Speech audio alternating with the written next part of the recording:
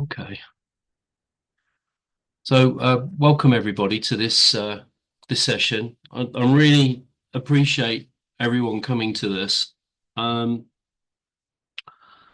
so this all started a little while ago at the Incosi conference, actually, in Hawaii, and I was just starting to talk to people from various universities and things, and everyone was basically saying that they wanted to see more collaboration.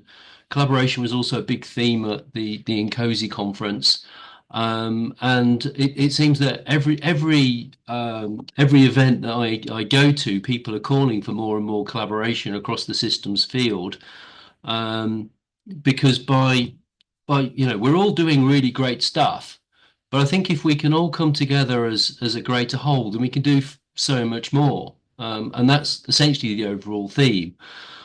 This session is really a bit of an ex was really a bit of an experiment to see, you know, what the appetite was for greater collaboration, and I'm really grateful that so many people are here. Um, so, as we all know, the world is really becoming increasingly complex and beyond, any single person, organization or nation, in order to be able to deal with this level of complexity. And there's a growing interest in systems thinking and systems approaches, and we're recognizing that this fragmentation, this reductionist approach, while it's got us to where we are, it's not enough to address those complex issues that we're seeing in the Anthropocene. Um, and Yeah, I'm not going to talk much about the ISSS, but I'm currently the ISSS president, and the whole theme of my year of presidency is about integration and collaboration. So I was hoping to use our conference in 2025 in July to help to promote that collaboration, to ask the questions, what does successful collaboration look like across the systems field? What are the barriers to collaboration? What practical steps can we take to foster collaboration?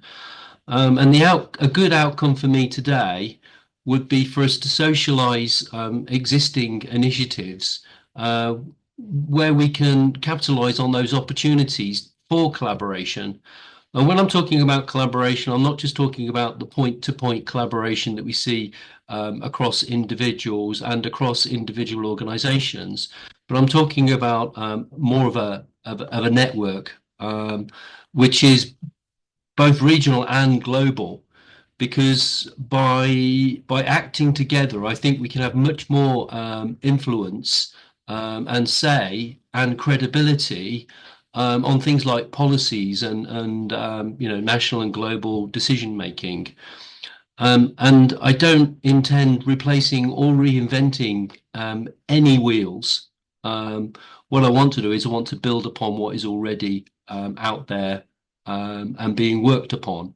And one of the ideas of this session is so that we can share those opportunities and call for additional support. And that's one of the reasons why I've invited Mark to give a talk on the built infrastructure and a shared orientation towards systems thinking and systems acting in that area, because I think it's something that we could all get our heads around and potentially contribute to, because Mark is looking at it from a truly holistic perspective, going all the way up from environment all the way up to social systems.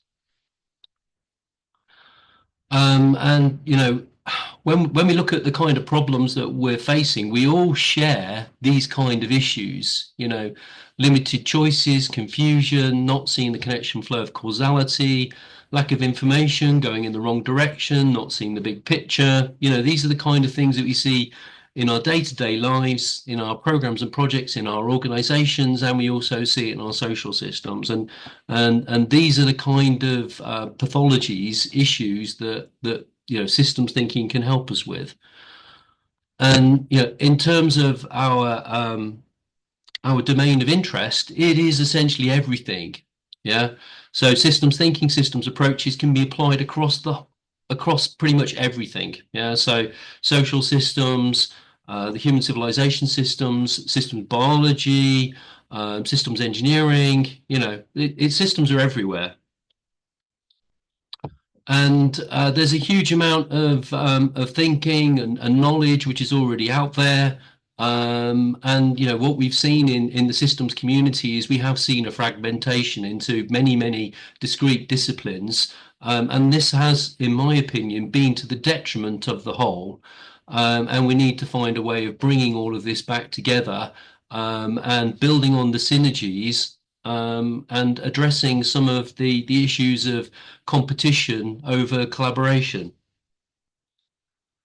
Because if we look at our overall philosophy, as a community, it's essentially all about doing good for for essentially life and humanity on this planet, and those two things are integrally connected.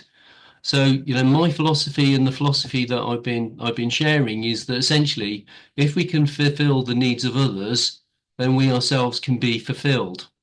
And this is a very systemic, way of thinking. So a strategy towards the whole, which I would like to share, and I'd like to kind of get some support for this. Yeah. So the whole idea is to better leverage the assets of the systems community as a whole, to reach out to systems people and organizations, to understand and the aims and challenges of others, and that's us and also the people who are not here. Foster collaboration with others to help achieve their aims, reinforce, adapt, and enhance our capabilities, and through this, build a global community connected through systems theory, science, and practice. And as I mentioned, there's a whole host of and diversity of systems organizations who all have capabilities, expertise, knowledge, influence that we can capitalize on. Yeah. And if we can build a network of cooperation across all of these organizations and others, then we would be much more powerful, to enact the kind of change that we want to see.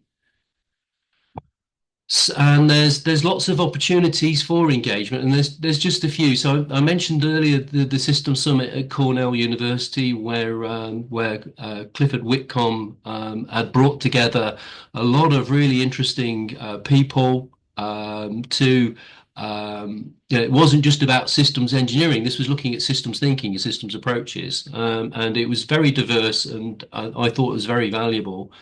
We've got our ISSS conference in July. We're doing that in collaboration with the Birmingham Leadership Institute.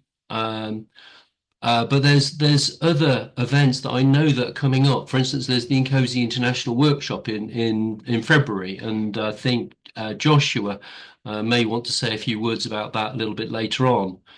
But I think that there are lots of different opportunities for us to collaborate, influence on policy, formation of shared working groups, joint promotion, sharing of capabilities, collaborative publications, research initiatives, education resources where we can work together to essentially develop educational materials which provide a shared foundation for all of us, professional development, methodologies and tools, and perhaps even working on joint funding proposals where we can work together, on essentially do good, provide value initiatives.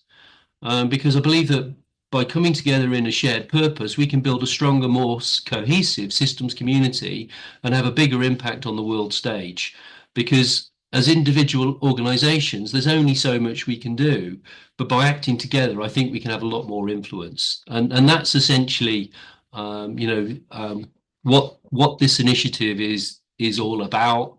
I want to hear about, your ideas, your opportunities for engagement, and the kind of things that you would want to achieve, by acting together. So I'd like to hand over now to Mark. Um, I'll, I'll, yep, that's great. So you should be able to unmute yourself, Mark. If not, I can do that. Okay.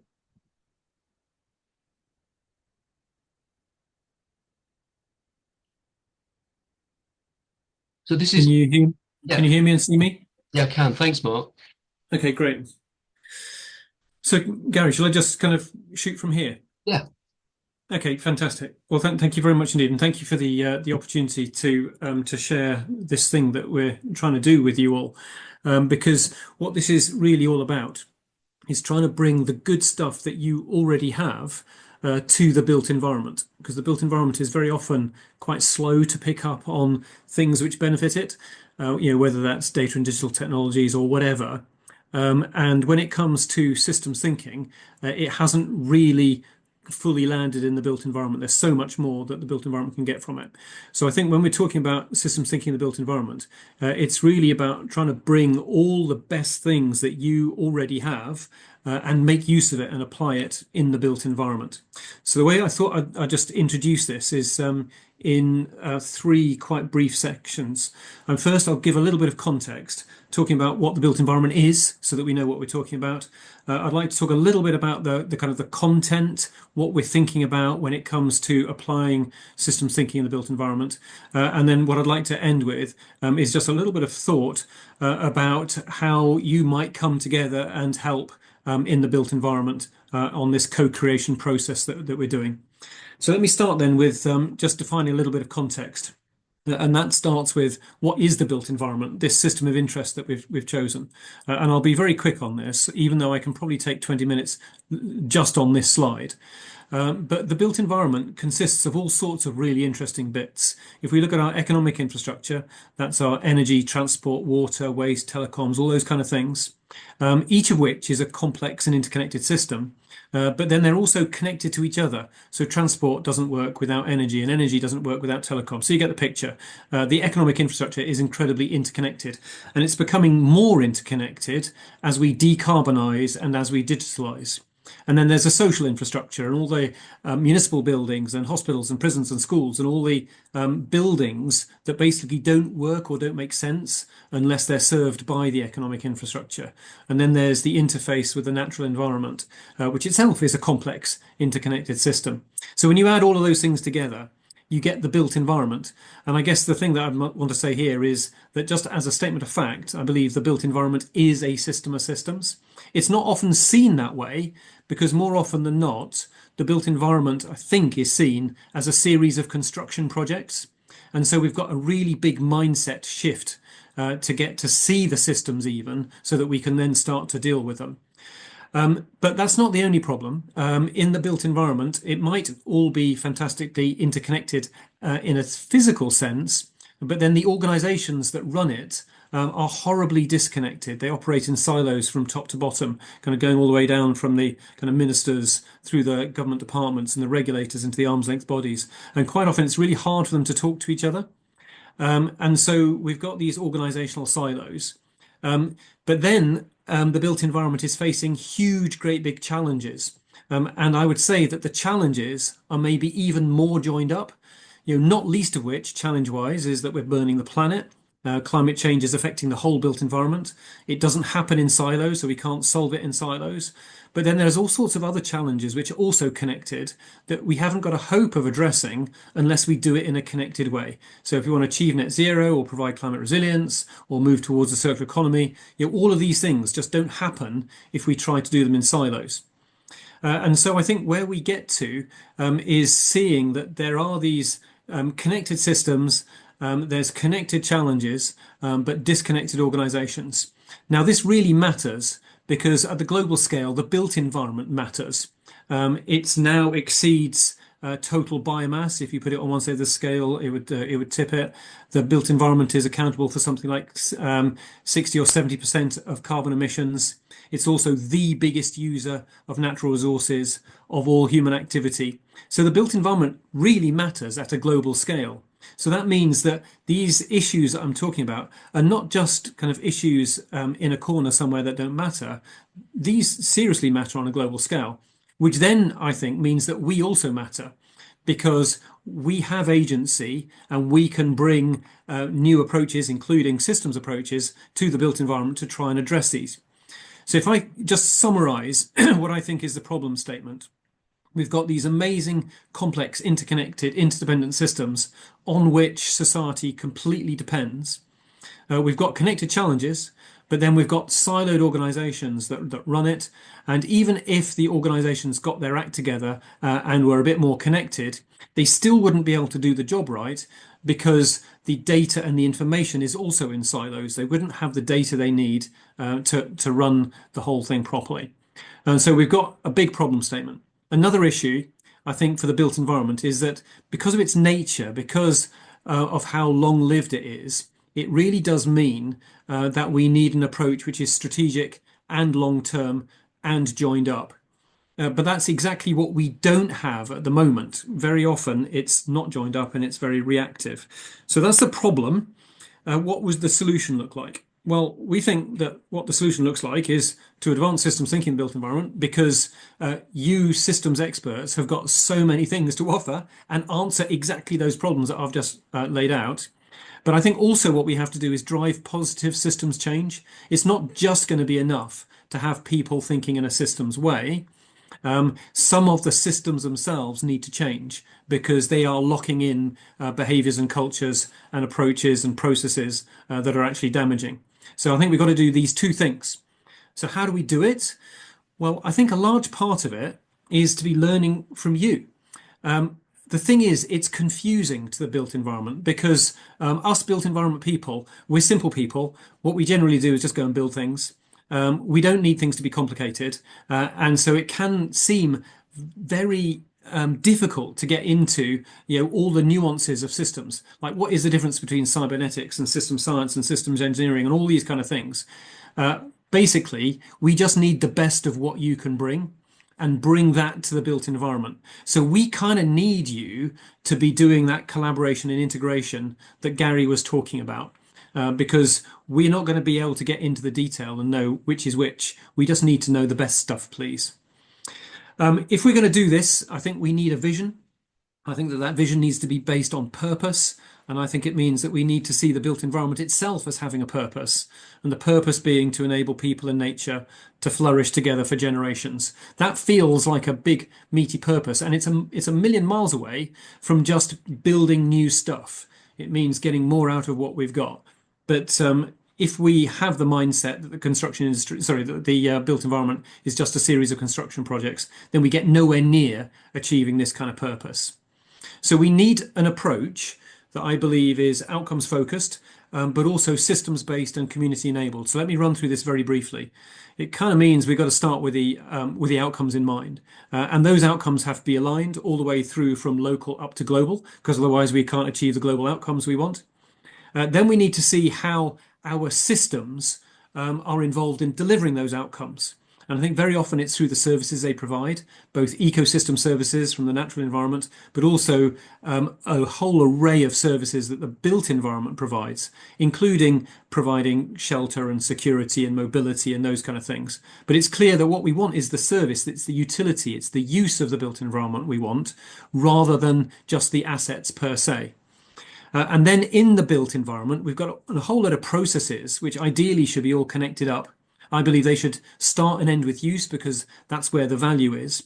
But at the moment, this is not how it is. It's not an infinity loop. Very often those processes are not very well connected and there isn't a flow of information through them.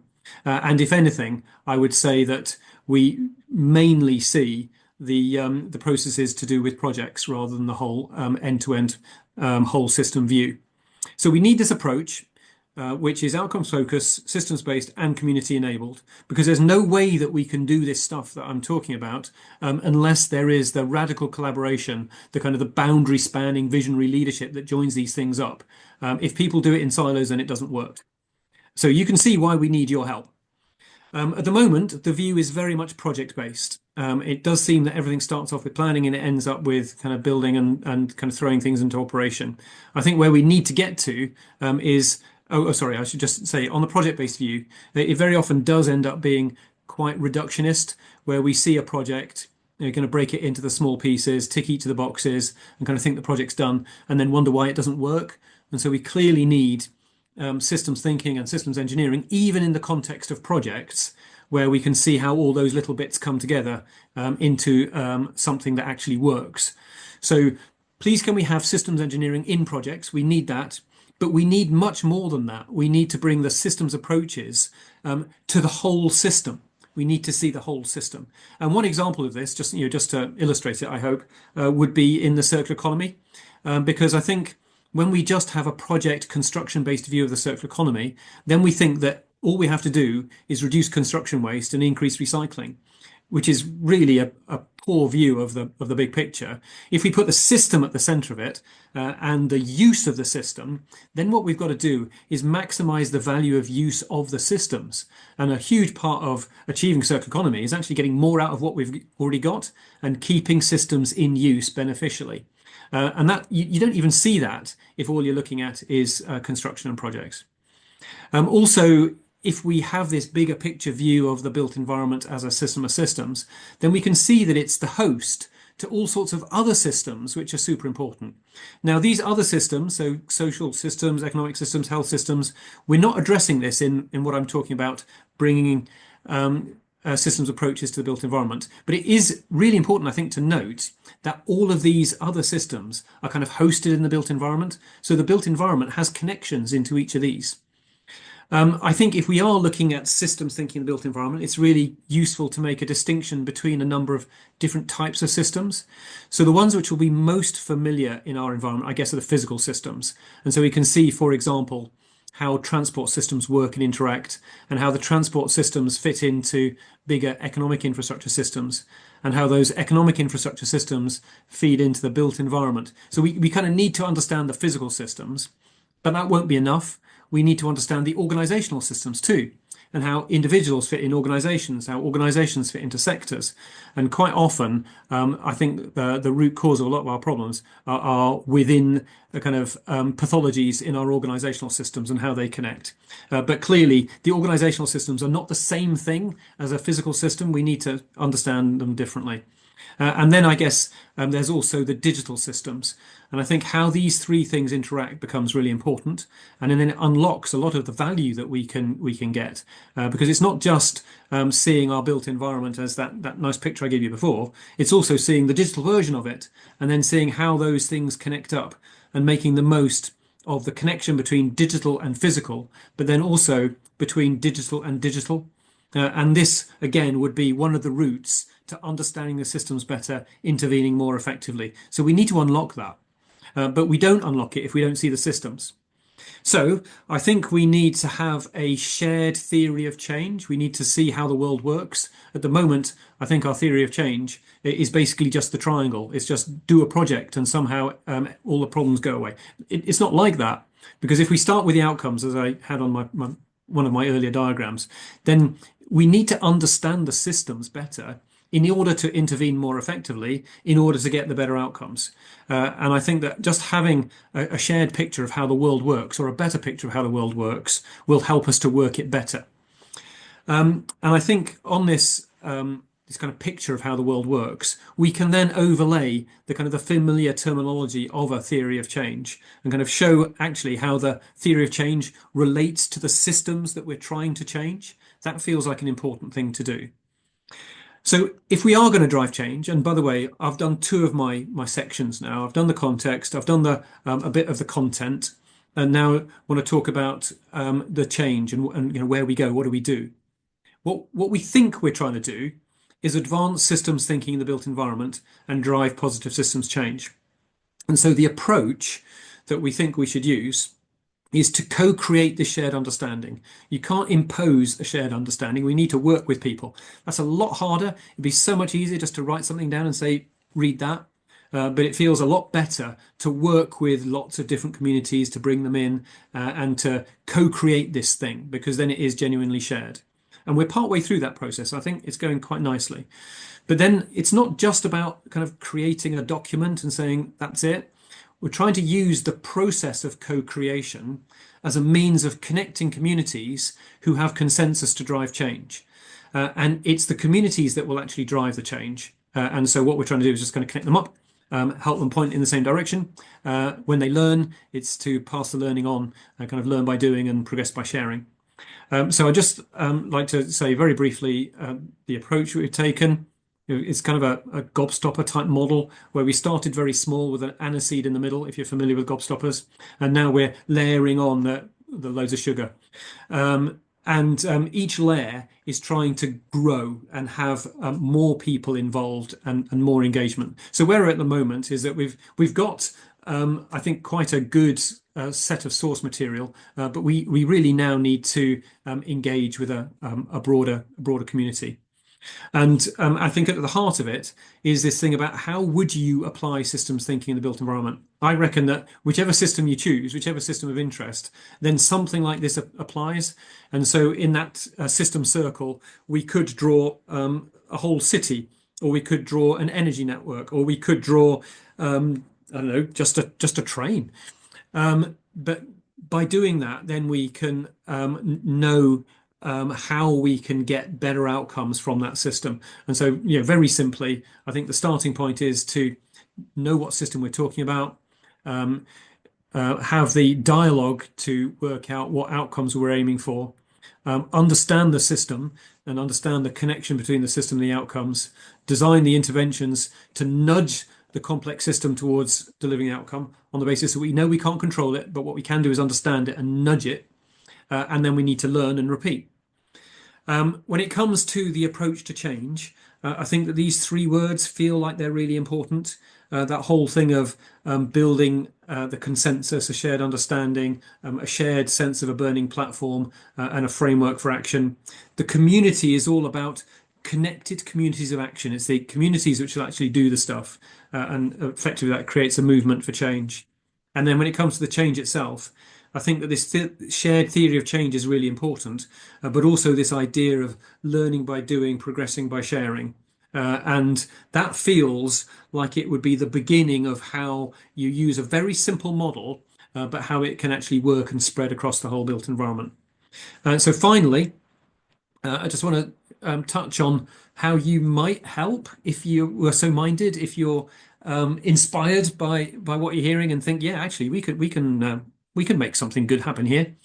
What we've got to do is extract a readable, engageable white paper from the source material. At the moment, we've got 50 pages of amazing stuff that we've collected from amazing people in one-to-ones and workshops, but nobody's going to read that, or very few people would read the whole thing. What we need to do is turn it into 10 readable pages with nice pictures. We need to engage influential stakeholders and organizations with it. We need to refine the recommendations so that they become really pointy and meaningful and doable. And we need to build this community and engage with a kind of an online presence, kind of make ourselves known, I guess. So I've scooted through that really quickly, Gary, but I hope what I've done is given a sense as to what the challenge is, but also hopefully with your wonderful community, we can find some of the solutions to the challenge. So thank you very much. That was great, Mark. I think that's brilliant food for thought. Well, I mean, what we can do specifically on that, just as a starting point, is we can share the paper, which is on Google Docs, open that up for people to comment and contribute to. It also has your email contact details, so maybe that would be a good place to start in terms of getting communication on that topic. Would that be good for you, Mark? Yeah. Yes, it would for sure. I mean, I think that the thing with the source material that we have at the moment is that we kind of want to know out of that big long document, what are the bits that resonate? What are the good bits? We want all the best bits in the 10 pages. That would be a really helpful thing to do right now. Okay, that's great. So what I suggest we do is we we use the raised hand function if you have something that you would like to share in terms of an existing opportunity or event or platform for collaboration. I know that Joshua would like to say a few words. Michelle, yeah. So I'll take it in the order that. Okay, so Joshua, I see you need to attend to leave fairly shortly. Would you be able to give a quick run through on the systems innovation platform, and then we'll head on then to Michelle because I want to catch Sure, you before you leave. sure. Well, thanks for spontaneously inviting me, Gary, to say a few words. And yeah, I wasn't prepared, so I'm just spontaneously putting a few things together. And I don't want to talk too much about the network. It's a bit egocentric talking about your own organization. Maybe there's some things from this. I guess I'd like to note, things that we might be able to contribute here, or what we might be able to learn, take away from these learnings from building a network, because definitely I see the need here and have been kind of exploring how to do that, and just say a few words about the SI network. Um, uh, for you people, let me just share here quickly. How does this work? Here we go. Present. So yeah, some of you, I see many familiar faces, Jennifer, all part of the network, and others. So great to see you here. And the SI network, for those who aren't familiar, it's a network of people who are interested in learning and applying systems thinking approaches to address complex wicked challenges. So you can think of it as quite a large community of practice. We've been growing that for about 5 years and just passed about 26,000 members. So there's been quite a bit of interest, and it's quite a large and diverse community. And I just pulled in some little graphics of some of the people here. And they're all around the world. We have Yasmin there, who's with us this evening. We have Louis Klein, who's also a member, I'm sure, Jennifer, and many others. And that's a little bit what it looks like. The people, should we say? And this is our purpose, our mission. We definitely believe in a world where systems work and they work for everyone. I think that's possible. It's not really the world we live in. How do we get there? We've got to kind of build capacity for systems thinking, for understanding complex systems, and new ways to collaborate and work together to really address these wicked challenges. So kind of the key point there is about building capacity is a lot of what we do. We are a platform, an online platform that supports people on their journey and organizations on their journey from initial awareness to learning, connecting, co-creating. And that's what we do. We organize around hubs to organize that community in specific areas. They can be location hubs, looks a bit like this, the location hubs or thematic hubs, which are exploring this in different sectors. And we have about 8 or 9 of those. And yeah, just some images of what it looks like in terms of the community. You can see, conference from London and which one's this Barcelona conference, a meetup in Toronto, Singapore, and Buenos Aires, and so forth, and a lot of stuff online. So yeah, I just wanted to say a few words to maybe share that with you. But yeah, it's really about the thing of how do you develop in this context, how do you develop a network that allows us to work together and collaborate, as you say, Gary, what's the kind of protocols, what's the thing that's needed for people to want to be part of this and to really bring out their strengths as individuals and organizations, and get that working synergistically, so we can, as you say, put something together that's a bit more than some of the parts. Maybe I'll leave it there, just so you can continue on. Yeah. That's super, Joss. Thank you, and sorry for putting you on the spot. It was just a great opportunity to highlight that. And again, thank you for attending. So we'll have a chat more about this afterwards. Michelle, you're next. You have your hand up. Yeah, thank you. So I just wanted to ask Mark, thank you very much for the presentation, by the way. It was very interesting. I just want to ask two questions. One is, can I share the video of this with the students that I'll be talking to in Morocco who are interested in the built environment, or at least that part of the video? And the other question is, for a white paper, what do you need to know? Because as you said, you don't want to shift through a whole bunch of material sometimes, but there are going to be some key issues that you're looking for. Yeah, thank you, Michelle. So yeah, absolutely. Please feel free to share it wherever you like. We want to share it far and wide. When it comes to the 10 page, I think it's a really interesting challenge because with the 50-page version, I feel that every point that people have contributed is really important. And I feel kind of quite protective about it. I don't want any of them to be cut out. But clearly people are not going to read 50 pages. So we've got a proper challenge as to how to get the most essential points across to what I would describe as a median audience, because we can't be all things to all people. But I think we are trying to target change makers, people who can positively drive change in their part of the built environment. And I think it has to be in government and industry and academia. It has to be a collaboration across those domains. So it's trying to hit the median audience amongst those. And how do you do that? How do you tickle the right people? What we're going to do is just have a go. We're going to write the 10 pages and then share it to see if it works. But I think it's only through trying it and seeing how people react to it that we'll know if it works or not. And if it doesn't quite work, we'll change it. And the idea is that we're giving ourselves from now until maybe March to do that engagement process around the 10-pager. So I'm hoping that's going to be enough time, and I hope that the approach will be a good one to kind of learn as we go. Thanks. Okay, Joshua, did you want to share something? I know you've got a couple of slides. Yes. Yeah, that'd be great. Thank you, Gary. Share my screen.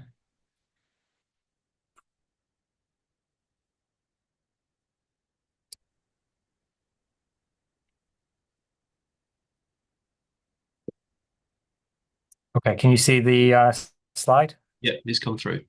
Okay, great. So I've just got two slides. So yeah, my name's Joshua Sutherland, and we run a part of INCOSE's Future of Systems Engineering initiative, which has a purpose of making real the INCOSE Vision 2035 document, which people might be already familiar with. There are four strands to this. One is vision and roadmaps, two is methodologies, three is application extensions, and then four is theoretical foundations. And this is the bit I lead with Professor Olivia Devec at MIT and my assistant Alfonso. And our challenge is to move from systems engineering that's been characterized as having foundations that are derived mainly from application experience and move to a systems engineering foundations that have stronger scientific and mathematical grounding. And so my offer to this group in the form of collaboration is, over the world, there are many great researchers who are working on building what those scientific foundations would be for systems engineering.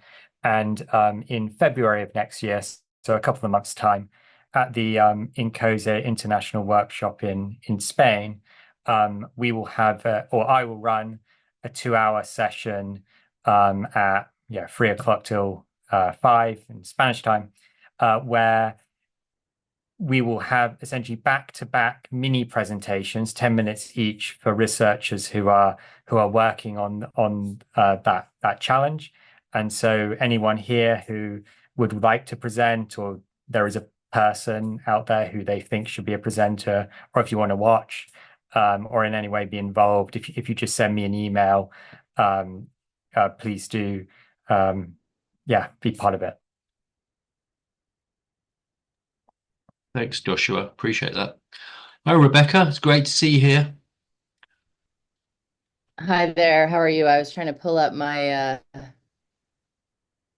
slides since people are showing slides. I'm not really prepared for this. So I'm the executive director of the System Dynamics Society, and I guess we have some stuff to offer. We do have a conference that's coming up, and I don't know if there's an opportunity to gather there. You guys, a lot of people are around the world, but we have a bunch of system scientists who do think about the built environment. And I guess our particular expertise tends to be in participatory modeling. So getting a bunch of people together in a room and building things like a theory of change for how you might change a system, or understand all the complexity of the built environment that was described in the presentation. And I think our particular bent often tends to be around computer simulation. So, for example, I'll put a link to one of the premier simulators in our field, Climate Interactive, where you can go in and test a bunch of policies for climate change and see how it will change global temperature. And so that's what I can bring. I can bring a connection to that community and to the processes that we use and examples of theories of change that have been done in various arenas, the processes that have been done and examples of theories of change that have been done for social work power and population health and incarceration and health, and just a various number of things. So, if people want to delve into that arena, and I'm happy to help out with the document, which I think hasn't been put in yet. So happy to help with this effort. Yeah, thanks, Rebecca. Where is your conference next year? And what's the date? So the conference is actually August 3rd through 7th. We moved it to Boston, so it'll be actually at Boston University. And we have very cheap rooms, $95 a night in the dorms. So for singles. Right. So, and if you're interested in simulation or seeing examples, a huge percentage of our folks do things that, hit the SDGs. Essentially, a pretty high percentage of things hit the SDGs. And you'll see things. We have a deep history in the built environment. In fact, one of the big consultancies that came out of this worked in project management, doing, one of the big early successful consultancies came out of project management and trying to calculate who was at fault for change orders. And so being used in the legal system to calculate the, kind of all the things that happen when, there's a single change order, because when you have a complex system, it, permeates through the system in crazy ways because of the reinforcing loops. And so there's a deep sense of understanding of, the basic project focus that the built environment folks have, but also an expansion to, kind of all the things within the SDG space. Within the system dynamics community. So you would find a lot of inspiration there. Thanks, Rebecca. Yeah, and we'll hear from JB in just a few minutes, because JB has a big interest in modeling and simulation, I know. So let's hear what JB has to say in a few minutes. But Louis, you have your hand up.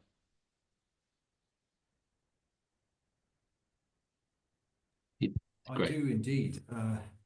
Thank you so very much, Gary, for drumming up this exquisite round on a Thursday evening. Absolutely excited, and thank you very much, Mark. We met the other day at the Royal Royal Society of Engineering or Academy of Engineering, and had already a look into it. And what I resonate strongly with, and which I see what we're doing right now is already a good starting point and a wonderful example, is to, in a context where systems sciences, cybernetics, system thinking is read as a promise of wholeness and agency to look into what is it actually that we do when we do what we do. What is the practice of, in which way are we at a community of practice in a shape like quality management or project management? What did we learn so far about ourselves? And I like that so very much when Mark went to the shared understanding of our own practice, which grows from co-reflecting lived experiences. We have a tendency to very quickly rush into the frameworks and the models and the maps and the like. Yet I'd like to embrace what we're doing at the moment as an opening to look at the very practice, what we do as a community in itself and for itself. And what I see growing here slowly is an awareness that there is something like a systems community owning a system practice and the different in the different configurations, from systems engineering or system dynamics to critical system thinking or soft systems methodologies and all that what comes together.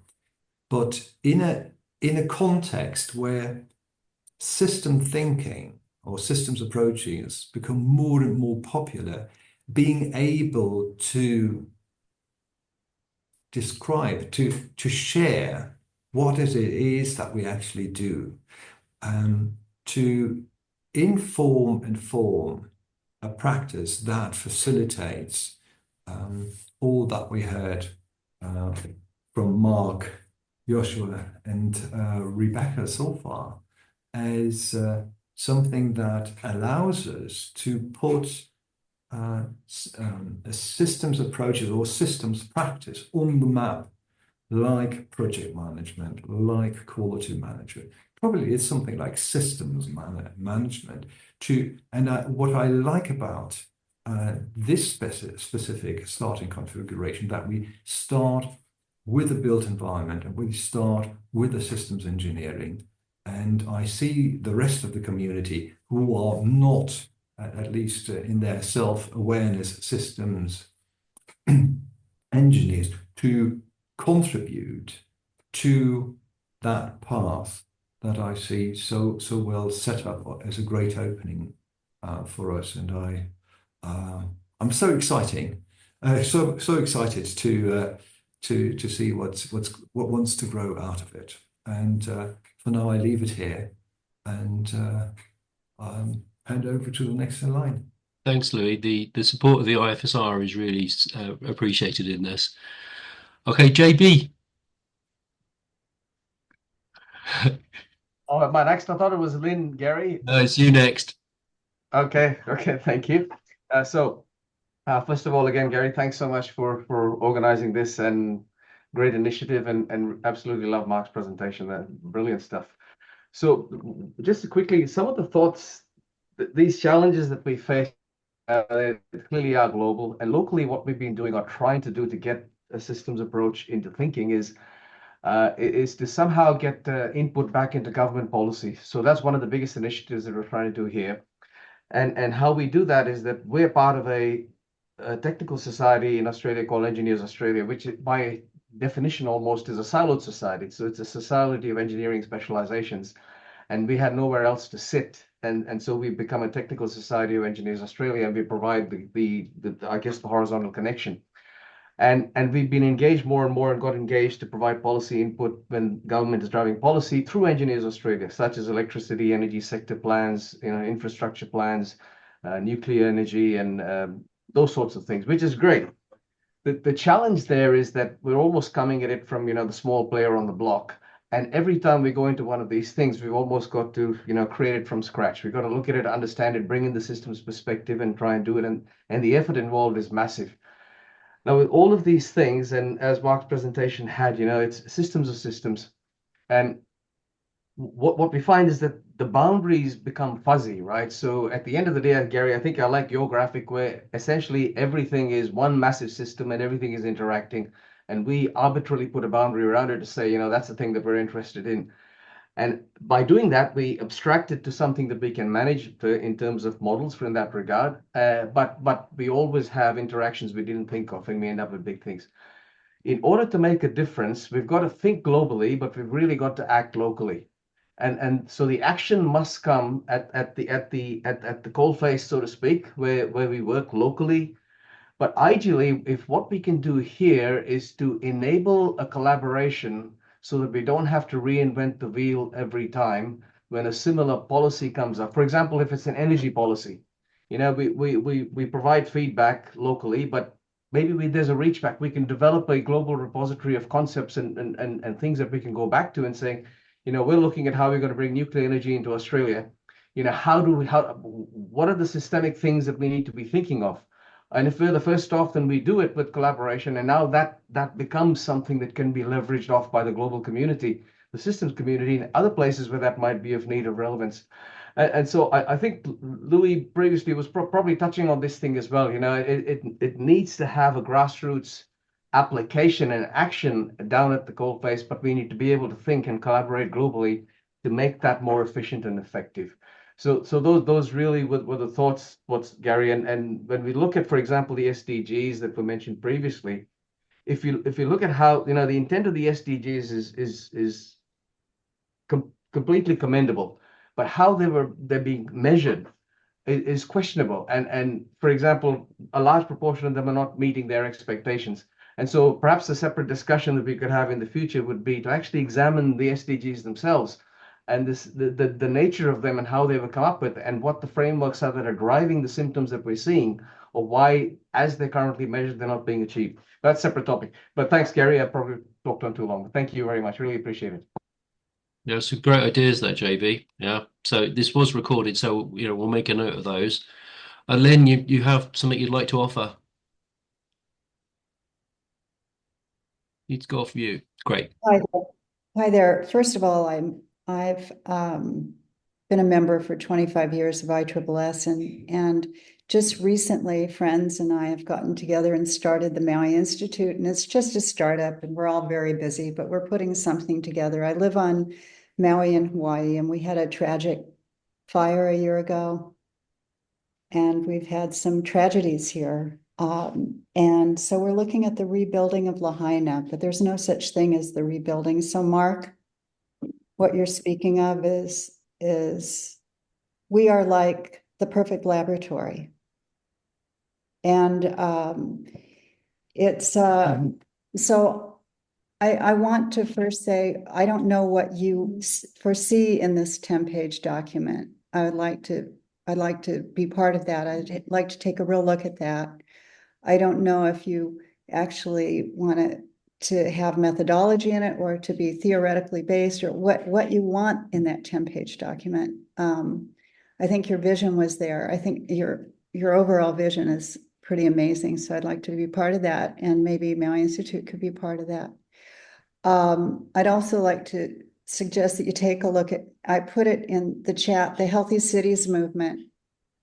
It's evolved, so it's not the same anymore, but the World Health Organization, well, it's not the same in the South Pacific where they're using it now, but in Europe, the Healthy Cities movement started in the 70s and 80s, and it's a design process, and it's the reason why you can walk through Vienna and Copenhagen, and they're still using this method, and it works outside of government, and it works with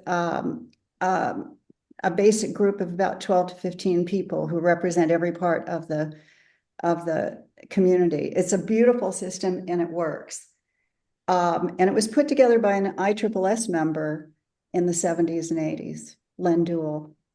So you might, and he asked the question instead of, you know, he said, how can we make our city healthier? Because that's not political, and it's not political. It's not, you know, business. It's not economics. Anyway, I just want to thank you, Mark, and I want to keep in touch. Yeah, let's hold that thought, So one of the things we need to discuss before we close is, what is the appetite for future engagements and how would people like to, communicate? Yeah, I mean, we could just simply start that off with emails to myself, and then, maybe I could work with Joshua perhaps to help build up that network. Okay, Paul, you have something to offer. Thank you, Gary, and thanks to everyone contributing here, especially those who have pulled us together. I'm going to offer a link right away because I think a lot of this is self-explanatory, but a little bit of context might be useful. Some of you know me as the head of ASC, American Society for Cybernetics, but I'm here as the director of a new lab. It doesn't quite exist yet, but any moment now. Next semester, as of January, there'll be a laboratory at Carnegie Mellon University in the architecture department called the Laboratory for Cybernetics, which is mainly focused on wicked challenges.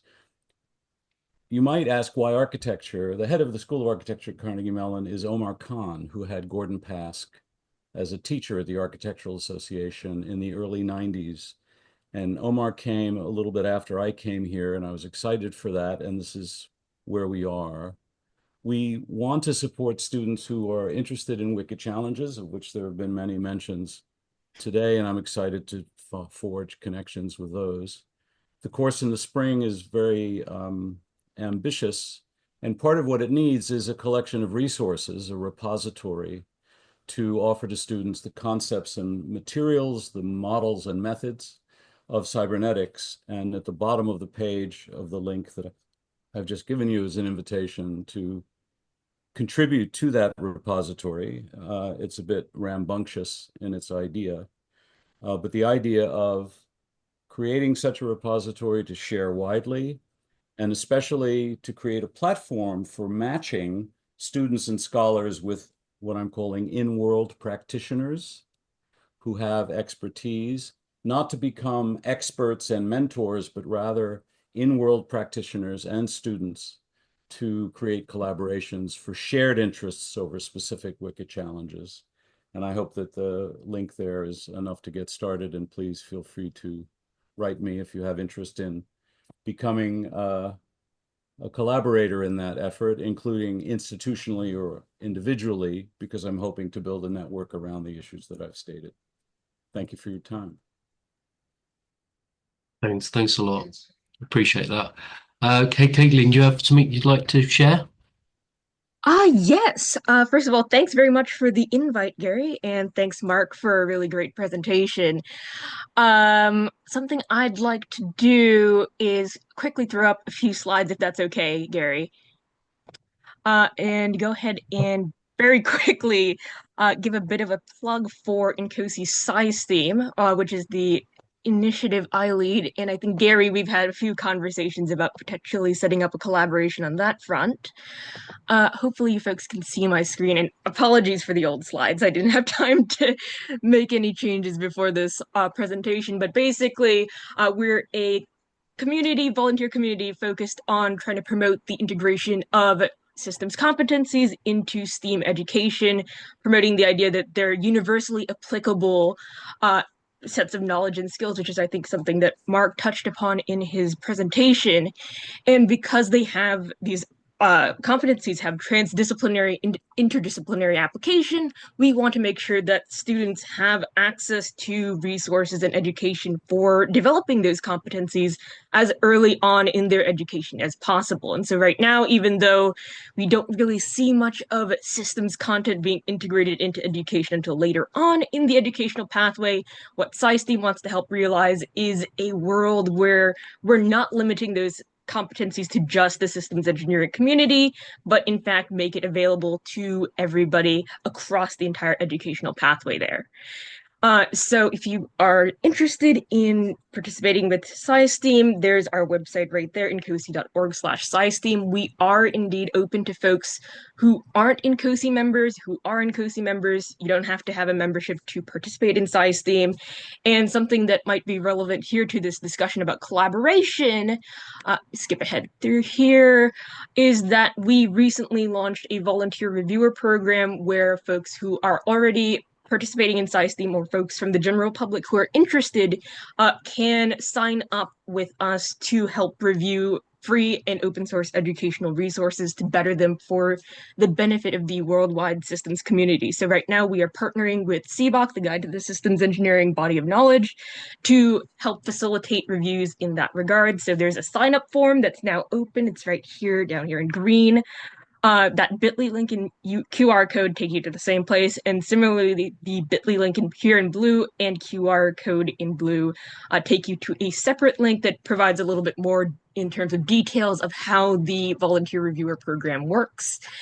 We also have an online Discord platform for communicating. And so if this is something that you might be interested in participating in, there's the join link right there in the corner, that bit.ly, and the boxed QR code up there on the top right. And so folks who might be interested in having an open space to talk about potential collaborations, etc., are more than welcome to come and join our Discord for that purpose.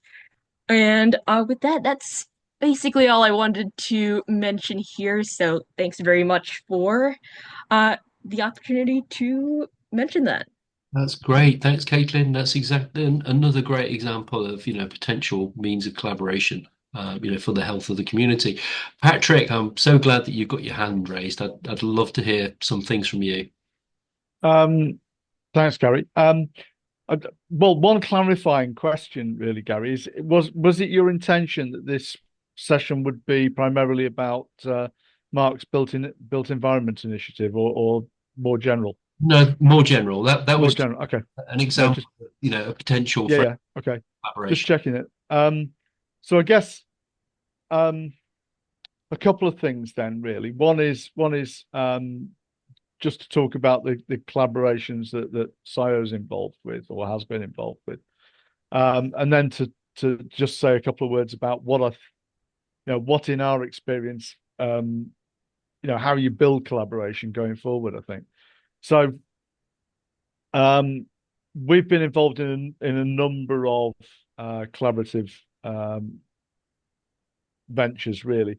So we were involved with setting up a master's level qualification in the UK, and there were, I think, something like 60 organizations involved in that, 30 of them sort of actually actively engaged, half of them just sort of sitting around the periphery in the way these things work, and that included 4 universities in setting the standard up, which was then adopted by government. So we've got some experience of collaborating at that kind of scale, and we've got one at the moment with the Government Office of Science, which we've brought 12 organizations involved in systems together. It's UK based, by the way. A dozen organizations together collaborating on that. We've got formal working agreements with 8 organizations, some of which work, some of which don't. I mean, generally we, in the ones that don't, we hold up our end of the deal, but they don't always hold up theirs. But that's the nature. But that's the minority. Most sort of work to the extent they need to, and informal relationships with about half a dozen others. So, there is a lot of collaboration going on in different shapes and forms.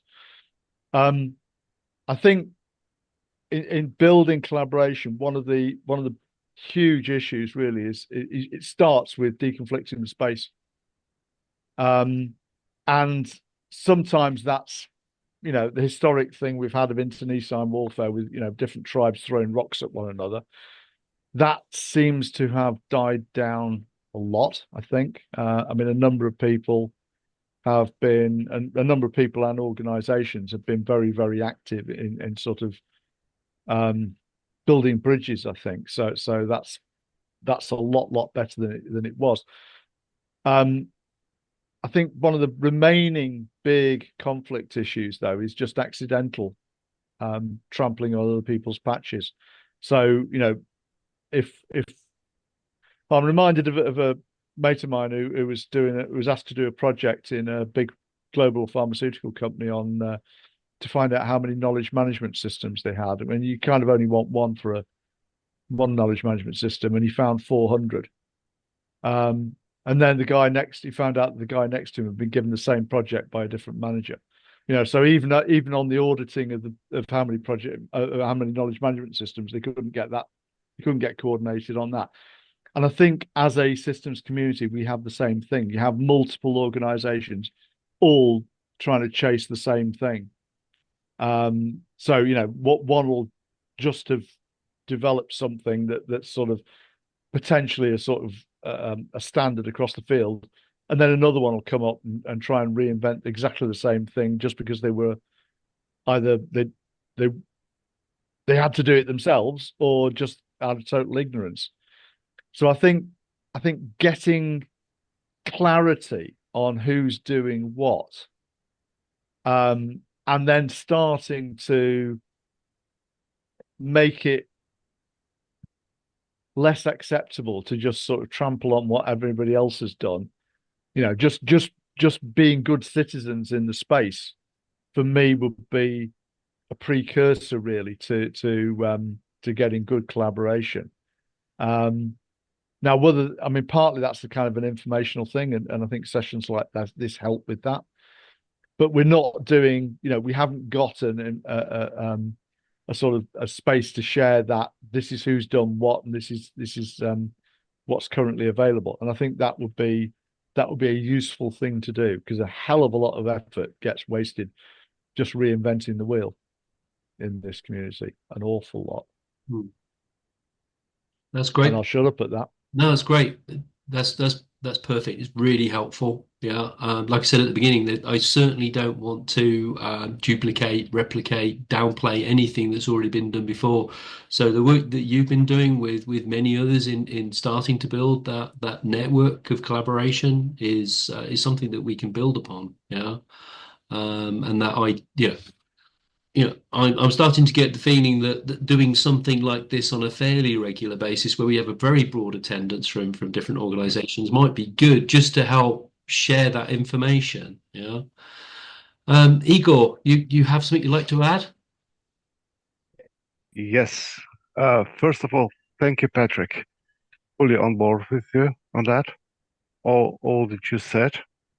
Especially, I'm really happy for the safe environment, which does help us cooperate and not struggle with each other.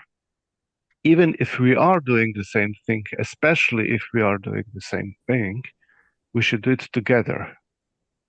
And that is what we were trying to do in our previous Congress, was to invite as many organizations as possible to take part. And I must report that it was very successful. People came, and there was Congress in Oxford this September, was, because of that, extremely interesting, because you could see people of all ages from everywhere, from all organizations, sharing ideas, sharing concepts. And again, this Congress was not standing alone. It was standing in a row of previous activities. For instance, the June event from ISSS and IFSR in Washington, and we could really develop the concept. What was discussed there, and I think should be discussed here, is how to not only have these coordination events, but have some kind of distributed internal communication channels, which will allow us, for instance, to say, okay, we would like to prepare that, put it on the board, and see what happens. Who would like to actively participate? How to this kind of internal communication channel, and then additionally to that, an external communication channel. If somebody, for instance, is doing an event and we have a community out there waiting for events, sharing that information with all of them. So basically these two things should be somehow organized, and I would dare to say it should be kind of distributed. Otherwise, we will catch ourselves in the same trap when one person one organization will have to take over the burden of putting everything together. And that we have learned that that's not really working. So yes, thank you, Gary. Thank you, Patrick. Thank you, Mark. And of course, everybody else, you're great. And I'm looking forward to do something like that with all of you. That's great. So we've got about 15 minutes left, and Mark has his hand up. But just while this is in my mind, of course, we're going to be sharing all of the material and the recording. I will mark it as private, but anyone with a link will be able to see it. I think what I'm also going to do is I'll analyze the recording, the chat, and I'll try to put together an overall textual summary as well, which can be shared. Mark, you'd like to add something? Well, it was really just to give a couple of people a shout out. As Amelia and Alexandra are on the call from the Built Environment Collective, part of trying to connect people up and make things collaborative. I just wondered if maybe they wanted to say hi and drop some words of wisdom.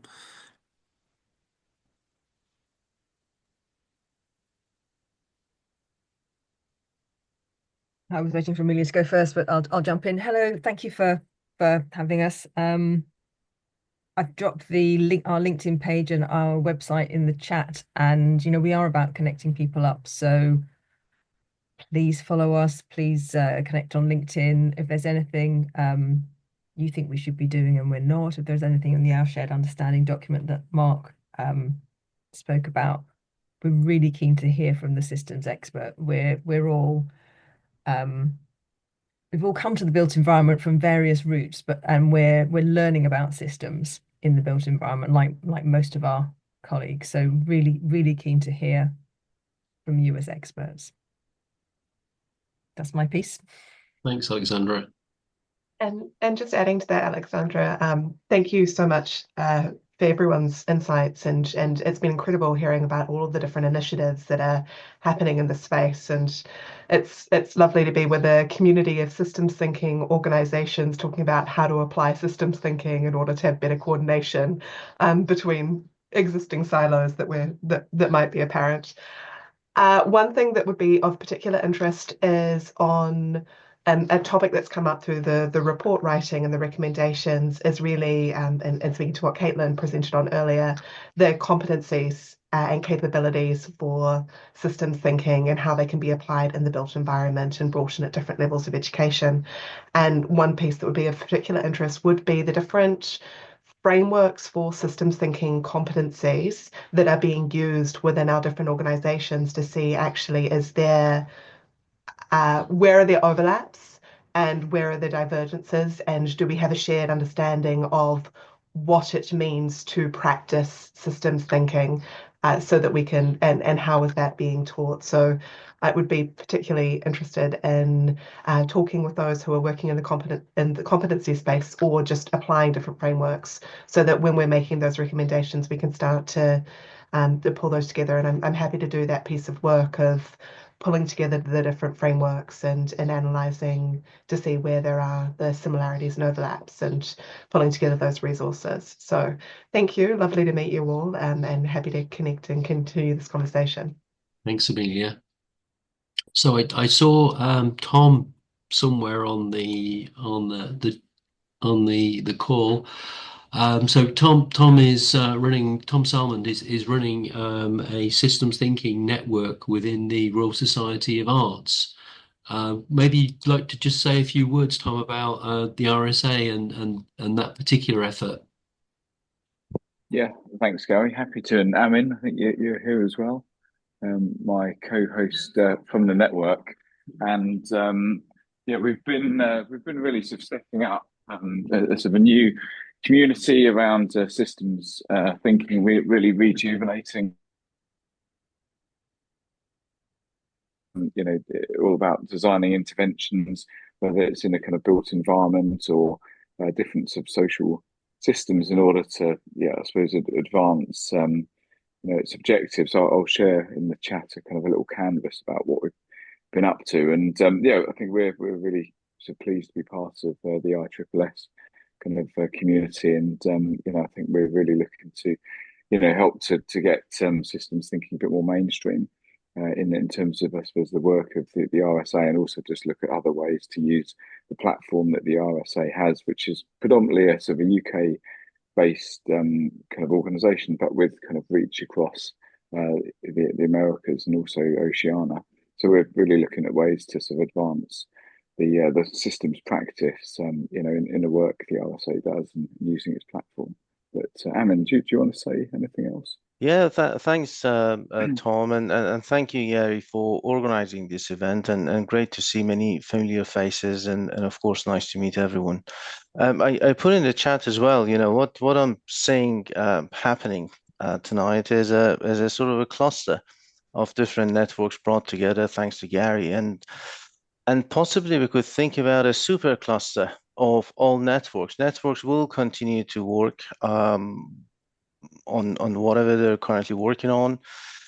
There will be new networks, obviously, in the coming months and years, and I think having a sort of overarching cluster can be beneficial to share practices, to avoid duplicates, but at the same time to promote the existing networks and clusters. And of course, there are different strands and different contexts that these clusters are operating in. Some are focused on sustainability, some are very engineering focused, some are looking at policy, for instance, and that's fine. But I think having a sort of a formal, semi-formal terms of reference as what this potentially supercluster, system supercluster, whatever you want to call it, is trying to achieve would be very helpful to, first of all, understand the aim clearly, what the objectives are, and of course we can come up with a number of sort of practical, logistical activities that are needed in terms of meetings, in terms of who would need to attend those meetings, how do we reach out to any new network that may pop up, somewhere around the world, etc. But yeah, glad to be here, and thank you again for the organization, Gary. Yeah, you're very welcome. I mean, I just see Caleb has put something in the chat about some ideas about collaboration. Maybe you just say a couple of words about that, Caleb, if you're able. Certainly. Yeah, we use knowledge graph systems, graph artificial intelligence a lot. We've in our startup here. I'm with CEO at Anuna AI. We're building state-of-the-art artificial intelligence and applying it in the non-clinical health world, optimizing plant medicine, discovering drugs, personalizing lifestyle medicine effectively, multi-stage interventions and such. But we use knowledge graph systems quite often. It's a really efficient, effective way of seeing the overview of complex systems, finding the interconnectedness and the explainability of things.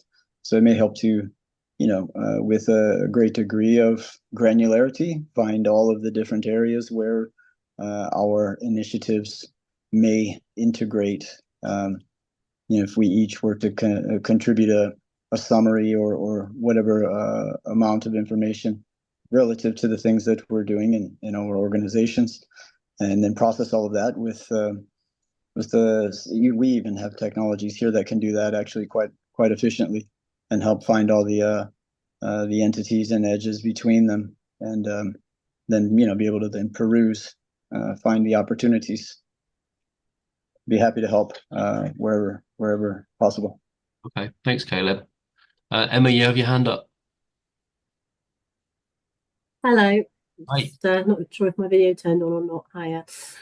Yeah, I just wanted to say that quite a lot of our conversation so far is about us connecting amongst ourselves and working on getting to know ourselves and then sort of going to the world with stuff.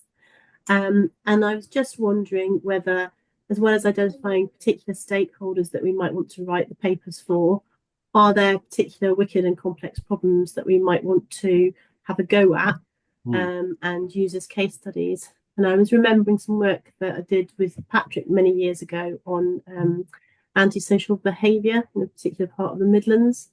And I'm just thinking with this sort of, we've got the 6 milestones and the the 5 missions and the 3 whatever coming out of government right now, plus them being rather rude about Whitehall. I'm just thinking, is this an opportunity for us to work live on a complex systems problem, and just make it a little less abstract for the stakeholders outside of us, if that makes any sense? No, it does make sense. You know, there's nothing like communicating systems thinking by seeing it in practice. Rachel, nice to see you. Hi, Gary. Can you hear me all right? Yeah. Yeah, no, lovely to see you, and thanks for organising this event. So I've had my camera up about been eating dinner because it's quite late, isn't it, in the UK? But yeah, very grateful that you've organised this. And we're also very pleased to be hosting the ISSS conference in Birmingham next year. So some of you know I'm Associate Professor at the University of Birmingham, the Birmingham Leadership Institute. But just quickly, because I know we need to come to an end really, is what I'd really welcome is there's 43 people here, there's 43, and I think what an amazing wealth of experience and expertise. And we've heard from some people, which has been great. But how can we, I'd really welcome some kind of event like this where it's a bit more kind of steep, bit more breakout-y rooms, a bit more kind of actually getting to speak to people and increasing the connection with different nodes, because it's so hard to have a meaningful conversation in this space with this amount of people. But I know, you know, and I think the more we increase those kind of connections, the more that will help ongoing collaboration, because working on, you know, one project with 43 participants all with amazing knowledge and expertise is a bit of a challenge for me. And unless we did something like a fishbowl or organized it in a way that really the structure somehow allowed that to happen and allowed people to jump in, because actually sometimes you don't really have an answer, but if you kind of get to do some reflection and kind of think about the problem with others. Anyway, stuff like that, Gary, just kind of using different structures so that we literally increase our connections together and our relationships. I would really, really welcome. Yeah, thanks. That sounds great. Yeah, so let's have a chat, you know, about how we might make that happen. Yeah. So this was really, you know, an introductory event. It was also a bit of an exploration. You know, it was an experiment, to be honest. Yeah. So pleased to see so many people here contributing. It's great. I put a few things in the chat if people want to get in contact with me. We certainly will be sharing all of the stuff and the chat, and if you want to share presentations, get in contact with me and I'll make sure the presentation is shared. If you have ideas for future collaboration, future events like this, then again, drop me an email.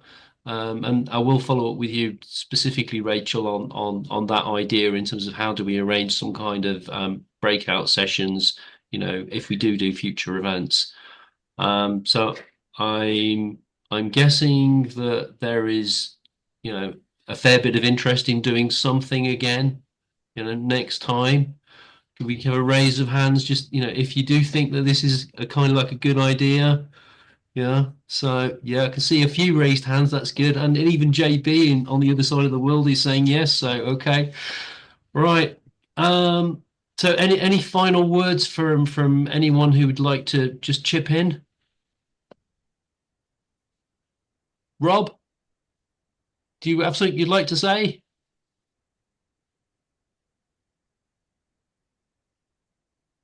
No. Well, I could, Gary. Go ahead, Louis. Or for that matter. Again, heartfelt gratitude for bringing us all together. And what I'd like to invite us to is to really be brave and go to share our practices and not only our concepts. Because what I've experienced over the last 20 years and now in my position as Secretary General of the IFSR is that we are quick to be in an aboutness of problems, and we strive for agency, and we so heartfelt want to do something.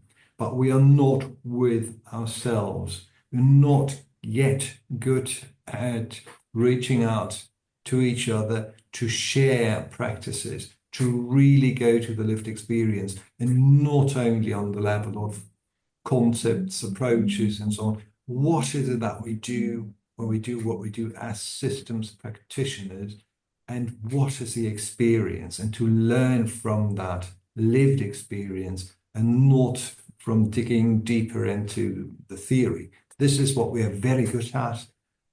But as soon as we grow a shared understanding of our practices, we will be able to share that, and that will be intriguing for people who'd like to engage to address all these problems we heard about. And I think tonight is a great opening, and again, very much thank you to Mark and Gary to co-create that. And I think there's a lot of interest of the entire community to not only continue here in these kind of spaces, but also seizing the platforms which are there, like the upcoming ISSS conference in Birmingham, to meet in person, to have a bit more time to share, to connect, and to be with each other. I'll leave it here, and thank you so very much.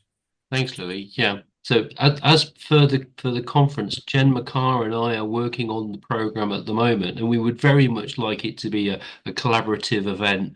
We want to, I really do want to outreach to all of you and all of the systems community to contribute to that, with presentations, with workshops. I also want to do a half-day workshop on the theme of collaboration and how can we make collaboration practically happen. I think there's, Caitlin, you have something you'd like to add before we close?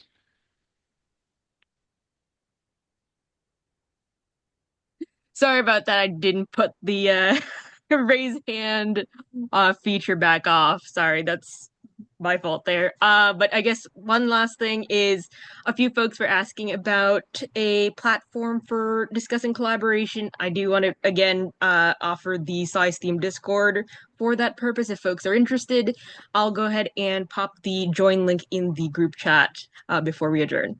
Great, thanks. And I will share that with everybody as well.